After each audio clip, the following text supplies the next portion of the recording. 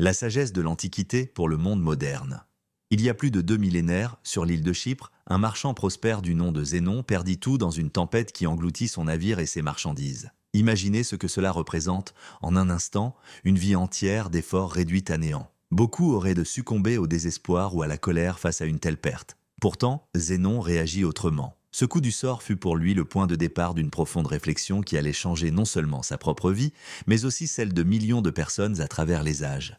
Zénon ne se laissa pas abattre par la tempête. Au lieu de cela, il choisit d'accepter l'incontrôlable et de focaliser son énergie sur ce qu'il pouvait maîtriser, ses pensées et ses actions. C'est ainsi qu'est né le stoïcisme, une philosophie centrée sur la résilience et l'acceptation. Qu'est-ce que le stoïcisme ? Le stoïcisme, souvent mal compris comme une simple indifférence face aux émotions, est en réalité bien plus profond. Il nous enseigne que si nous ne pouvons pas contrôler ce qui se passe dans le monde extérieur, nous avons un pouvoir immense sur notre réaction à ces événements. C'est là la véritable force des stoïciens. Apprendre à accepter l'inévitabilité des défis tout en maîtrisant nos réponses. Zénon, inspiré par Socrate et d'autres penseurs grecs, développa cette philosophie en expliquant que la clé d'une vie réussie réside dans notre capacité à rester imperturbable face à l'adversité. Pour lui, le bonheur ne dépendait pas des circonstances, mais de notre attitude face à elles. Une philosophie accessible à tous.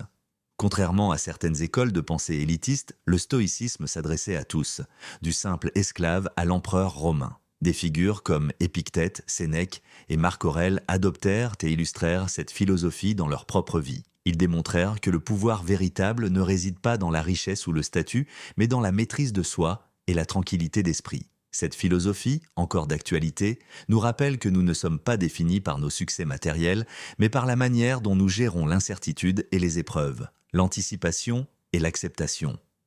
Le stoïcisme nous invite à anticiper les épreuves pour mieux les accueillir. Imaginez que vous sortiez sans parapluie et qu'une pluie soudaine vous surprenne. Ce n'est pas la pluie qui cause votre agacement, mais bien l'absence de préparation à une situation que vous saviez pourtant possible. Les stoïciens pratiquaient ce qu'ils appelaient le préméditation des malheurs, une technique consistant à envisager les pires scénarios pour y être préparé mentalement. Loin d'être une vision pessimiste, cela permettait de réduire l'impact émotionnel des surprises désagréables. L'exercice du déconfort volontaire. Un autre exercice essentiel du stoïcisme est le déconfort volontaire. Il s'agit de s'habituer à vivre sans les commodités du quotidien, ne serait-ce que pour un court moment afin de renforcer sa capacité à apprécier ce que l'on a et à ne pas dépendre du superflu. Dormir à même le sol, se priver d'aliments luxueux ou prendre des douches froides sont autant de pratiques qui nous rappellent que, même face à l'adversité, nous pouvons non seulement survivre, mais aussi prospérer.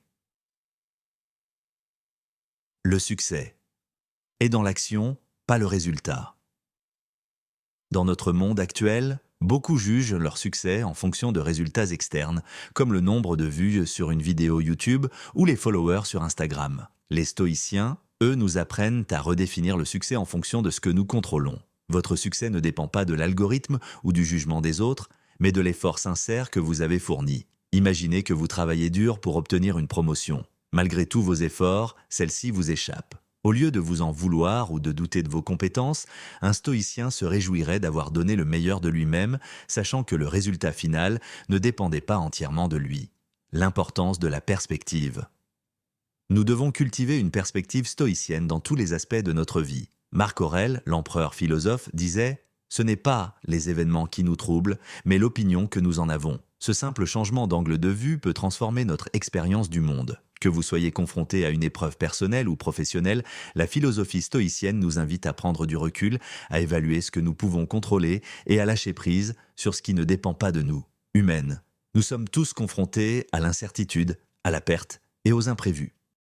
Le stoïcisme est une philosophie qui a traversé les âges parce qu'elle parle à notre condition humaine.